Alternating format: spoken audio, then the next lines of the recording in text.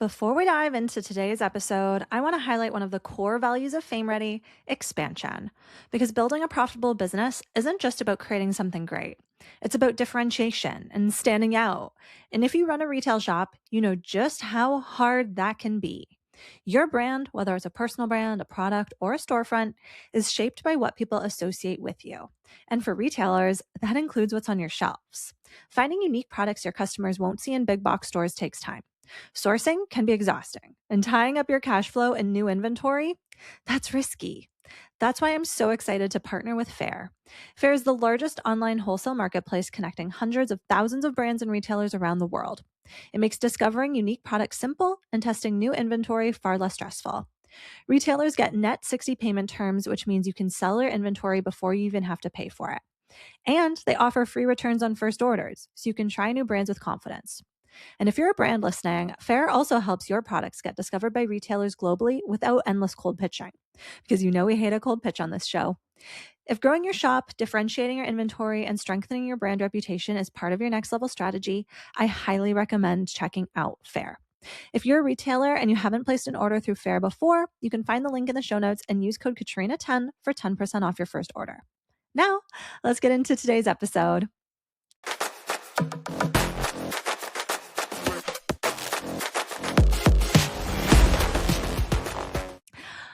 Oh my goodness, you guys, welcome to Fame Ready. Welcome back. If you're watching on YouTube, hello, I'm in the studio. And I'll be honest, it's taking me a little bit of getting used to, okay? Recording at the desk is so easy. Like, I was getting very comfortable with just showing up to my home office, my desk, and diving into whatever episode without all this like setup, camera, lights, this mic stand that only works sometimes, and like let me not bump it, because if I bump it, shit's gonna go awry. Welcome back to Fame Ready. I can't even remember if I said that. Oh my gosh, I hope this is not your first episode. This is the show that shows you that anything is possible, yes, including fame. I am your host, Katrina Owens, personal branding and public relations expert, host of Big Brand Energy Live, which is my in-person experience. More than 60% sold out right now. That happens June 11th, 2026, which is incredible. And I have to attribute so much of the event's success to what I call a visibility sprint. And that's what we're going to chat about today, you guys, because visibility sprints are what I work on with each and every one of my clients. So when you join Fame Ready VIP, there is a very specific reason why I do quarterly strategy sessions with those VIPs. It's because every quarter requires a visibility sprint, and it might require different tactics, different messaging, different energy, different timing, different assets. So I want to walk you through what that actually looks like today, because this is actually the difference between why people say public relations didn't work for me or PR has changed my entire business. It's because you either use it in this way or you don't. So I call it a visibility sprint. In traditional public relations language, they would call it like a PR campaign. I don't typically say PR campaign when I'm working with personal brands, because as a personal brand, in my opinion, you are always running a PR campaign, okay? You should always be investing into speaking on stages, going on podcasts, landing in the media. Like, that's an ongoing effort. So that was one of the main reasons why I actually started to move away from suggesting that clients hire me for PR campaigns. It's actually one of the reasons why I moved out of running a more traditional agency, because traditionally people hire PR agencies to help with campaigns. And I just don't believe that that's actually efficient. I think if you want to have PR results, you need to be investing in PR all the time. So I use the word visibility sprint, or the phrase visibility sprint, instead, because sometimes you are going to be moving faster, you're going to be moving more strategically, maybe the length of time is different. And so let me just break this down into like a little bit of what my year typically looks like for my personal brand. Because I'll be so honest, you guys, from about, at least this is what happened this past year, from November 1st to about mid-January, I would say, I was like quiet. And you probably didn't think so. I was probably still posting on social media, but I wasn't going to events. I wasn't working on like major brand partnerships. I wasn't really like launching anything or pushing anything. I was still visible. Okay. I'm not saying that I like went dark and wasn't posting and wasn't sharing and wasn't creating this podcast, but I think it's totally normal that as personal brands, we go through like different seasons in our business where maybe we pull back on certain visibility tactics, maybe we engage in others.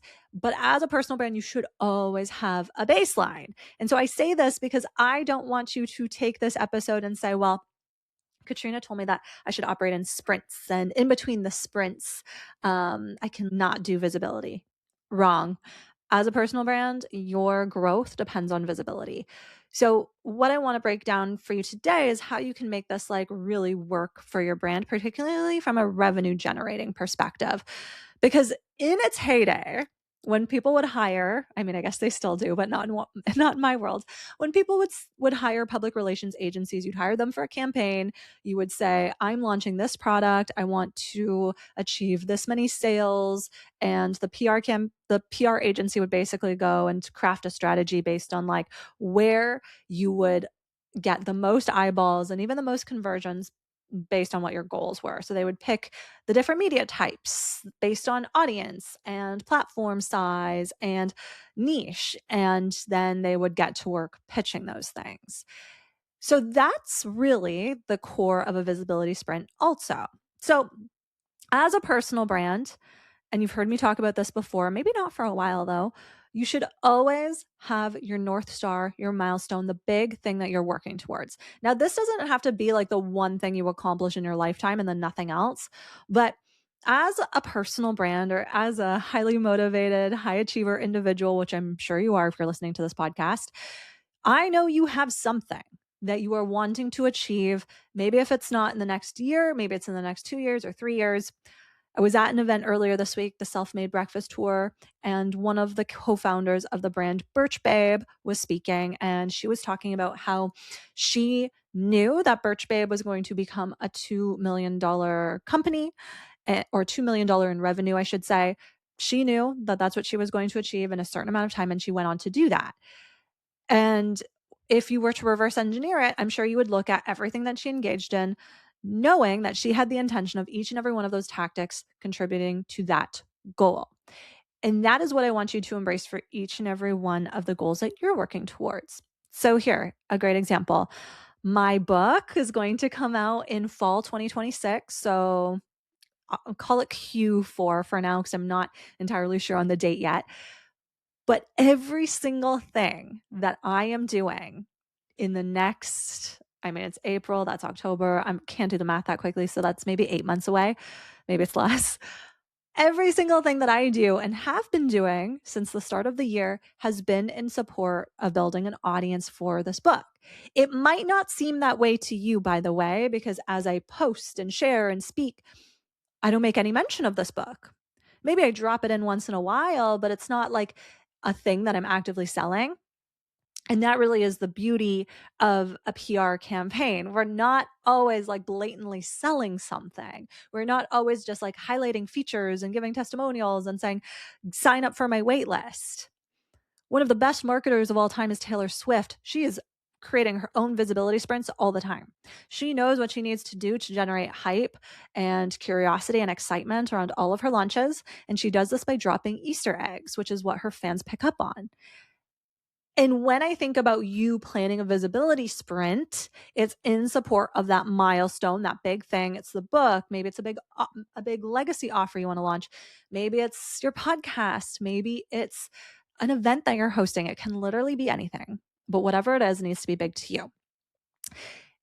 And so ideally, and you can do this at any time. Obviously, for all my type A's, you're going to say, oh, I want to do this at the start of the year, but you can do this at any time because obviously like the calendar year starts to become a moot point in entrepreneurialism, right? Like we just move as we need to. So pick that big thing. And then I need you to map out your entire year first and foremost. And I'll be so honest, you guys. So you might think behind the scenes. I mean, I had someone ask me to speak at an event in October, this coming October, and I had to say, I'll check, but I think I'm already booked for another engagement on that day. And they were shocked.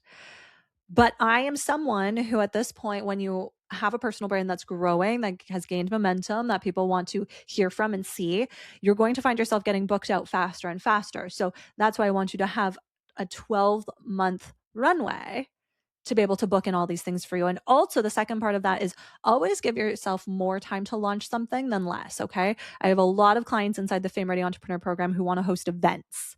This is the best, absolute best thing you can do if you're going to sell an event, launch an event, if you want to plan an event. Give yourself a long runway to launch it, to plan it, to sell tickets. The shorter you make that window, the more stressful it's going to feel. Trust me, I learned the hard way. But the other bonus of giving yourself this long runway is this benefit of, okay, well, now you get to tie in all these touch points quarter through quarter. Okay. Because once you have your year mapped out, so print this out on like a big calendar. Like, I like to use my Google Calendar because that's where I keep literally everything. I just make my like kind of strategic planning time blocks, like different colors, so they stick out to me. So say you're planning something 12 months from now, it's epic, it's a big launch. Then go in and fill in all the things that you already have. So these could be events that you're attending. These can be maybe any other launches you might have that are smaller. Maybe they're speaking engagements that you've booked. If you're guesting on people's podcasts, write those down. If you have your own podcast that comes out weekly or biweekly or monthly, like block it all out so you can see everything that you've got so far. Now, you're going to take that big, shiny goal and you're going to block the year into 4 quarters. So 3-month chunks. And each of those 3 months is going to be dedicated to something different. Okay. And each of those blocks are going to build on each other. But why we do 3-month blocks is because it's really easy to just like plan a whole year, put it on the calendar and leave it. But 3 months is what's really going to activate you into bringing that big goal to life and making sure you get the results that you really want. So in that 3-month, so let's work backwards from your biggest goal, right? So if your event is launching, okay, let's say it's an event that just kind of came out. So let's use that as an example, because clearly my brain wants to. If you're hosting an event in April 2027, now I want you to map out. So say it's April 1st, just for ease. So the first quarter I actually want you to look at is the March, February, January of 2027, because that quarter is going to be the most crucial part of this event launch. Okay. Especially for events, like most of your tickets are going to sell in like the remaining 30 days. That's when you are really going to see the most activity. It's probably when you're going to secure the most sponsorship, because you actually have proof of concept. You can talk about ticket sales, you can talk about speakers. And so you're going to make note of all the deadlines and all the visibility opportunities that you already have in that 3 months right before the event. That is what we call your leverage quarter. Okay. So that, and we're working backwards here, so bear with me, but I think this is the easiest way to explain it to you. That leverage quarter is crucial because each and every single thing you do is tied to making sure that event is a smashing success. So that, if we think about it from a very traditional sales process, that is when you are straight up selling this event. This is when you are going to events, putting yourself in the room. Great example. Like, I look kind of cute today. It's because I was at an event this morning. Okay. I'm about 60 days away from my event. So I am heavy on the events right now with the intention that every single thing I do in this window is tied to selling out the rest of the event. Are there other parts of my business that are still running? Brand partnerships? Yes, you've seen those. Yes, I'm still speaking at other people's events. But if someone is talking to me, and actually the event that I went to this morning is a perfect example. It was called Braggy Brunch. So the whole idea was that you go and you get to stand up and you get to share a brag. That is some sick visibility, okay? To just, there's a room full of women. It was small, maybe like 30 women. I knew a handful of them, but most of them I didn't know because it was a little bit outside my local region. I went there. I got to stand up. I introduced my business. I'm a personal branding and public relations consultant. I help female founders feel famous for their work, speak on stage, go on podcasts, write their best-selling book, and I show them that anything is possible. And I'm here to celebrate today that my event, Big Brand Energy Live, which is happening in June, it is the space where people believe that where anything is possible. And we put together the plan to show you that it is. So I'm here to celebrate that event is 60% sold out right now. Women are coming from Florida, California, Atlanta, Ontario, Alberta, the island, the Okanagan, all over. So if that feels like a space for you, I'd love for you to be there. Come find me after this event. So I picked that event so strategically because I knew I was going to have like a 60 to 90-second window to stand up and tell a new room about this event. I didn't tell them about the Fame Ready Entrepreneur program. I didn't tell them about my podcast. Of course, if they go follow me, or I gave out a bunch of little postcards that I have for my event, they're going to go to my website. They're going to learn all of that. But I am actively promoting one thing right now. Everything else is just a bonus, because that is how focused you must be on achieving your goals. And this is the problem when people start planning events or bringing in some of the extra stuff. Maybe it's writing a book and launching a book and wanting to be a best-selling author. If you do that before you have like a stable business foundation, it's going to feel very scattered, because you're going to feel like, oh, I need to go assign my next client. Like, I don't have time to market this event. Like, I need an income. And so I'm at a place right now where my income is stabilized and selling the event is my priority. So I'm in that leverage quarter. Okay. So now let's rewind even more. So if you're launching something in April 2027, so January to end of March, that's your leverage quarter. That is when you are focused on every single thing. I'm speaking at an event in Florida. Yes. Is my keynote about my event? No, but it's the thing I'm going to be sharing on my social media feed while I'm there. It's also great authority building for my local audience to see me on stage in Florida. And then who doesn't want to get in a room with a international keynote speaker in their own backyard, right? But let me tell you about the quarter before this, which was December, November, October. This was the month. And actually, oh my God, this is so good. You have to know I did not map this out before. I was just coming to speak from the heart. So that Q3, okay, is your momentum quarter. Okay. So in that quarter, October of 2025, for my example, was when I hosted my last event. Okay. And that, I have to tell you guys, even though it was smaller, even though it was a smaller budget, all the things, that event had an incredible impact on my business. It opened me up to new audiences. It gave me incredible social proof to bring on even more sponsors. It gave me the content that I needed to launch my big event, the one that's happening in June. So that quarter gave me everything that I needed to be able to have my leverage quarter. Okay. So in the momentum quarter, you will have like a smaller milestone. So, if it's an event, I would highly recommend hosting a smaller version. If you are writing a book, it's probably making a little announcement about the book. Maybe it's announcing the date it's going to come out. Maybe it's giving some people the opportunity to read it before other people come out. And in that momentum quarter, you may not be actively driving people to whatever it is that you're building, but you're taking those things that you're doing. The visibility is still high, okay? But you're using all of that momentum to help you reach the next thing. So instead of you just going out and like selling the big event or the book launch, you're doing something smaller scale that's still impactful and gathering as many results, impact, audience building as you possibly can. Okay. Let's take it back even further. So that second quarter. Okay. So that second quarter is really when you implement strategy. And I'm going to give you like the visibility strategy planning, like kind of overview after I take you through all of these quarters. It's just really important for you to understand how you map your year.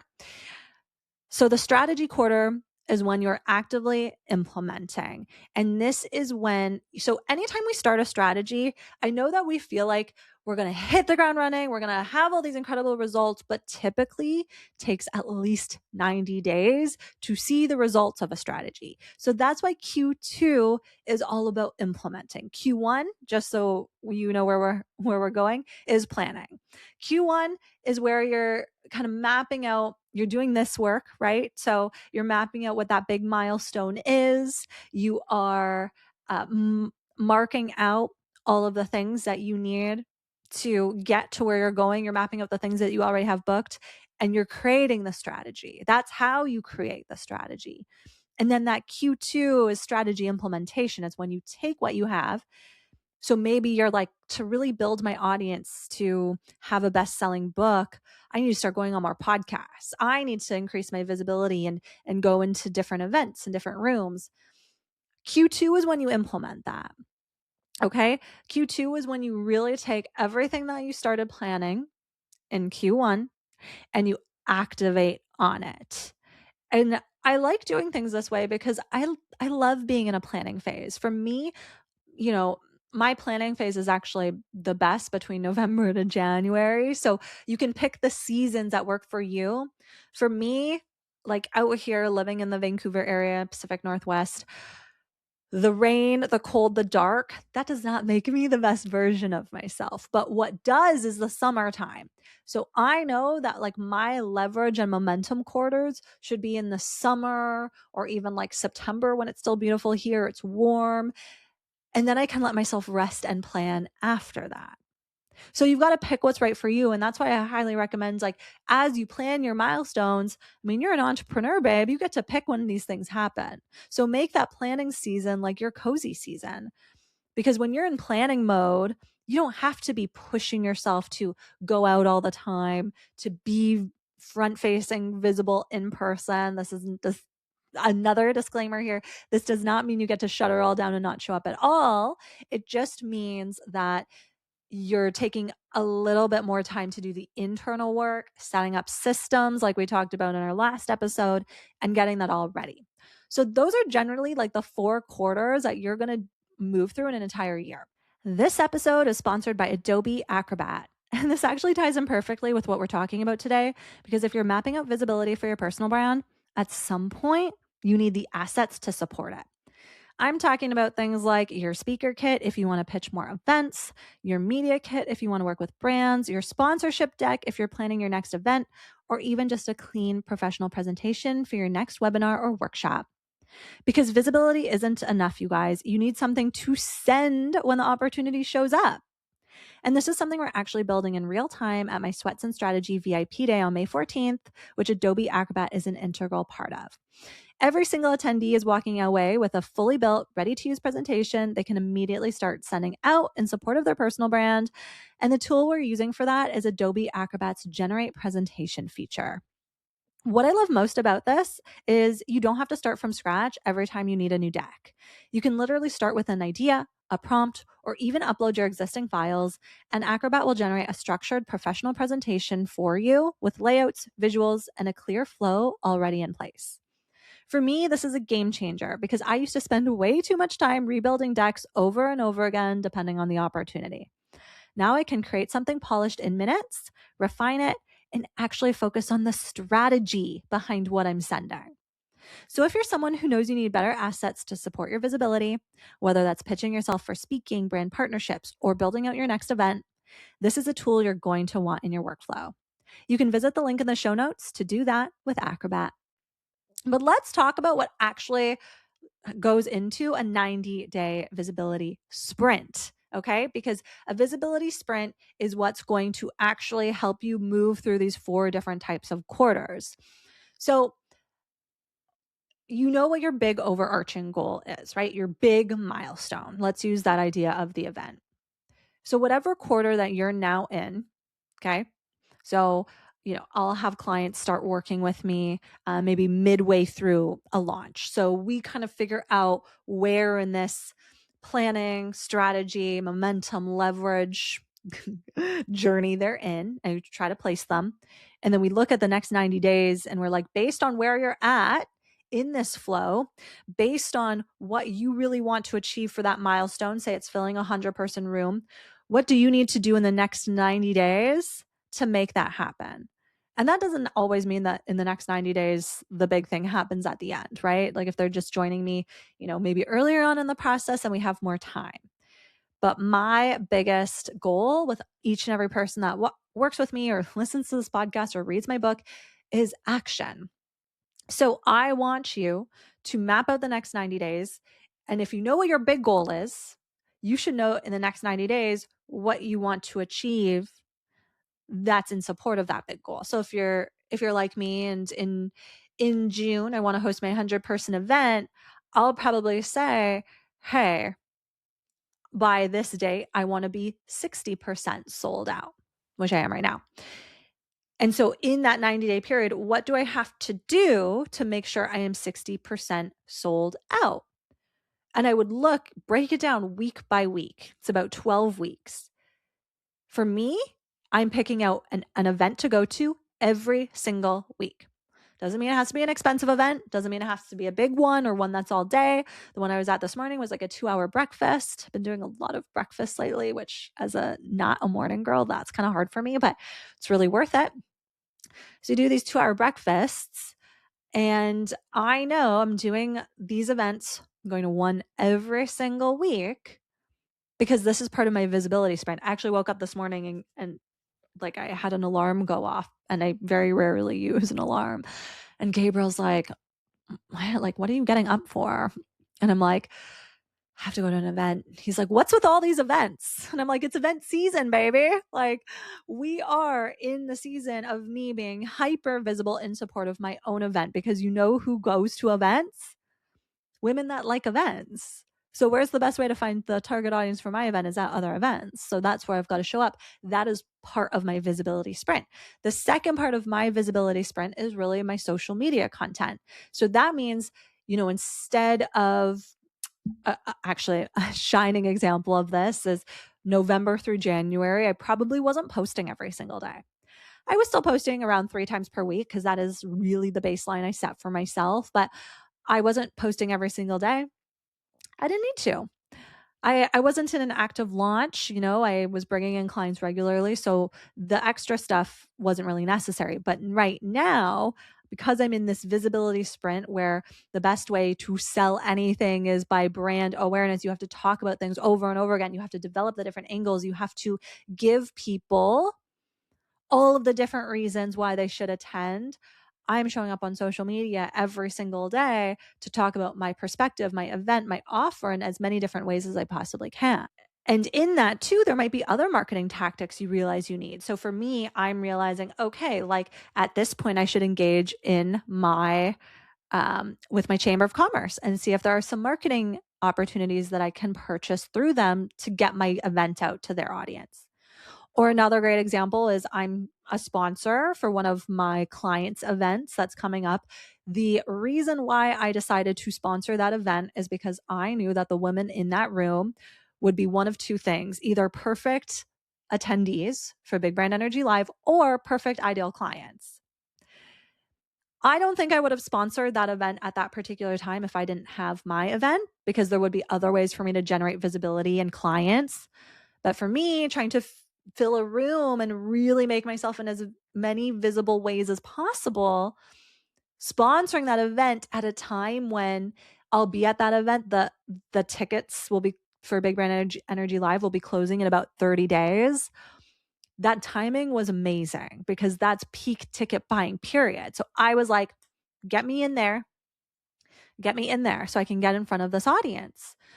So that's really what that looks like. You know what you're working towards from a year-long perspective, but then you also can identify which part of the visibility cycle that you're in. And then that helps you map out what you need to do in the next 90 days. And this is what I do inside my Fame Ready VIP program. We do quarterly strategy sessions. And that's because as a coach, I want to know obviously what your big overarching annual goal is. So as a coach, I want to know what the overarching goal is, but it's really important for me to know, and for my clients to also be able to identify what they are working towards in these quarters so I can best support them. So if I see someone who's not showing up on social media as consistently as they should because they have an event in a month, that's a red flag to me. And that means we've got to maybe talk about that in our Telegram chat or maybe on a coaching call. So that's the power of a visibility sprint, you guys.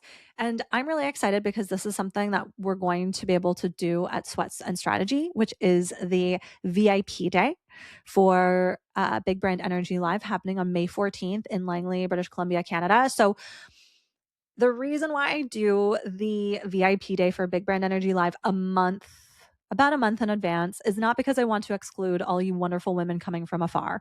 And when I tell you wonderful women coming from afar, can I just flex for a second? There are women coming from all corners of North America to this event.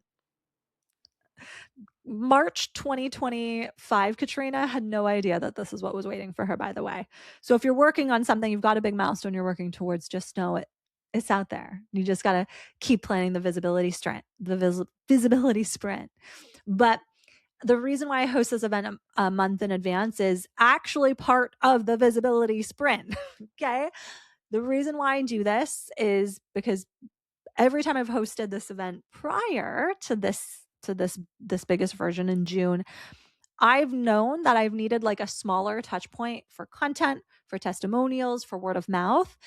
So it's to my benefit to host a smaller version where the format is different, the venue's different, like it's an entirely different experience, but it gives me an in-person experience to be able to share on social media.